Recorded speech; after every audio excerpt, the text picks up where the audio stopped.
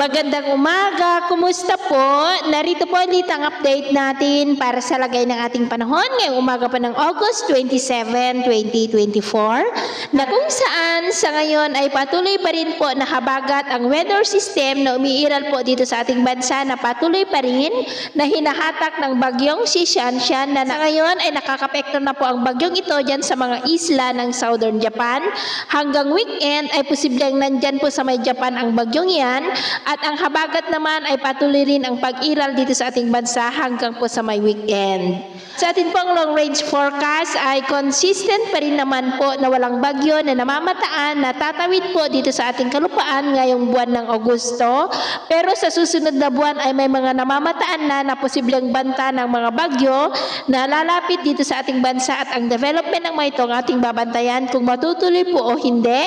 At ang susunod na bagyo na papasok o mabubuo dito sa loob ng ating area of responsibility ay papangalanan po sa local name na Bagyong Enteng. Sa lagay po ng ating panahon, ngayong madaling araw ay may mga isolated rain sa ilang bahagi ng Bolinao sa may Pangasinan, Bataan, Metro Manila, Cavite, Laguna, Rizal, Southern Quezon, Mimaropa, ilang bahagi ng Bicol Region, Panay Island, Mindoro Provinces, Northern Samar, Southern Samar, Leyte, Bohol, Tawi-Tawi, Northern Mindanao, Zamboanga del Sur, Lanao del Norte, ilang bahagi ng Sorsogon, Caraga at Davao.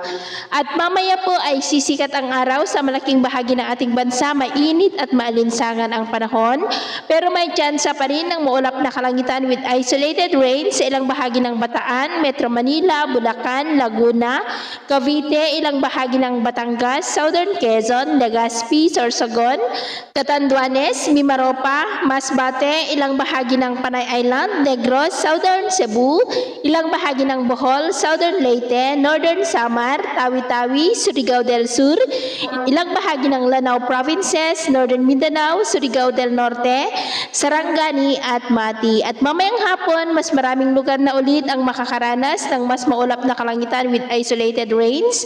Kaya mag-ingat po tayo sa posibleng banta pa rin ng mga pagbaha at pagguho ng lupa. At sa atin naman pong mga baybayin, wala naman po tayong nakataas na namang gale warning signals, pero iba yung pag-iingat lamang po kung papalaot tayo para po mas makaiwas sa mga sakunang pangkaragatan. So yun po ng latest update natin sa araw na ito. At ako po muli si James na nagsasabing sa kahit anong pagsubok po na darating sa ating buhay, huwag na huwag po tayong mawawalan ng pag-asa. Thank you and God bless.